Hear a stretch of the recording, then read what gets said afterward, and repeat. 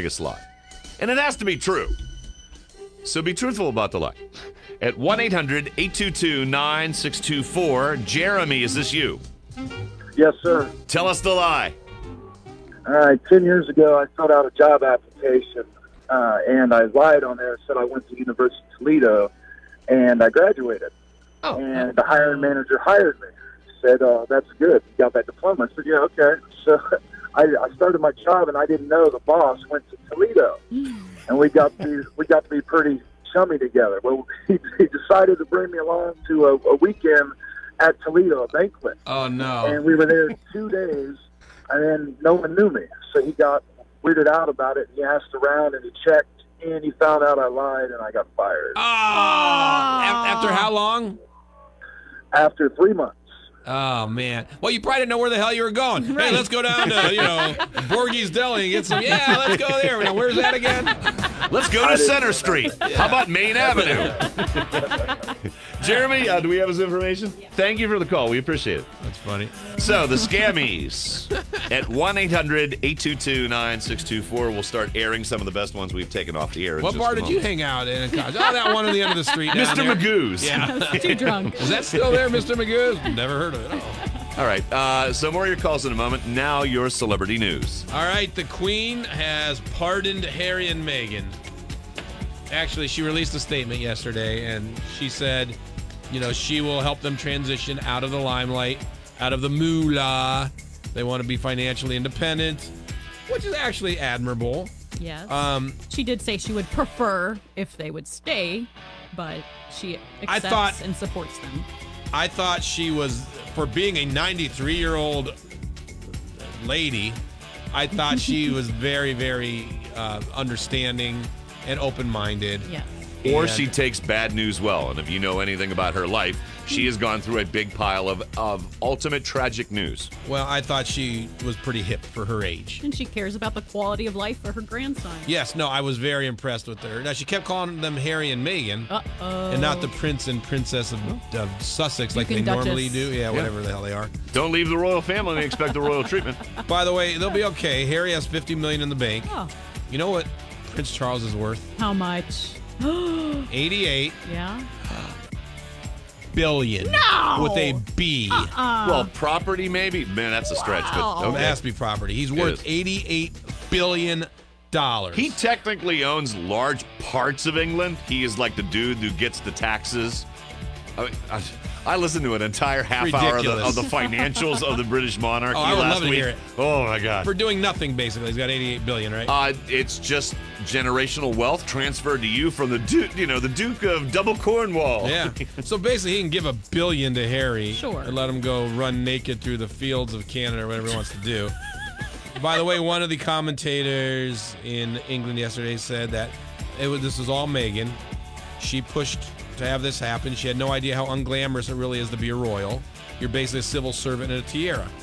Here's another, I believe this is a TV personality in England, talking about it yesterday. I've never met Lizzo. I can't comment. Oh, jeez. Talking about Lizzo. It's really weird. No accent and the wrong person. Nah, here we go. If you're going to be getting the benefits of being on the firm, then there's a certain sort of cost of doing business that you have to sort of turn up to the events and wear the right outfit and wear the right hat and wave at the right people and smile and deal with the public. And then, then this guy, Pretty much it. he went on to say this. I've never met Lizzo. I can't comment on her health. All I know is that I love her and I love her music. It was so weird. Let's see here. Oscar nominations came out yesterday. Who cares? Joker led everybody with 11 nominations. That was good. Irishman, 1917, Once Upon a Time in Hollywood were next with 10 each. I want to see all those. Me too. Except I don't want to see Irishman. No? It's supposed to be incredible. You know what? I just don't love to see. I love Casino and Goodfellas so much. I don't want to see these guys get super old. It just makes me kind of sad. Isn't there like CG to make them look young? I've seen parts of it. The ones I've seen, they look pretty old. No. It's a reflection movie. At the end of this dude's life, he looks back to these things in his life, and the CG is awesome. I just don't want to see old Joe Pesci. Oh, don't worry. Sad. You get old Joe Pesci. Yeah, that makes me sad. You get really old Joe Pesci. Jonas Brothers will release a new song Friday. Yay! Ooh. Yeah. What's so far so good? Exciting. Let me see what it's called. What a man. What a man? What a man gotta do. Oh, okay. You know who sings lead on it? Kevin! No. I'll tell you what a man gotta do. Stop it. How about this? Sia's a dirty, dirty girl, and I kind of like it. Did I throw the long story away on this? I had her age. I think she's 44. Anyway, she texted Diplo, who she's worked with before and thought he was attractive. Right. This is an interview in GQ magazine.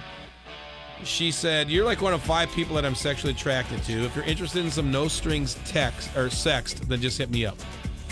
And she admitted in GQ that she sent him that text. Now I'm insanely interested in what Diplo looks like.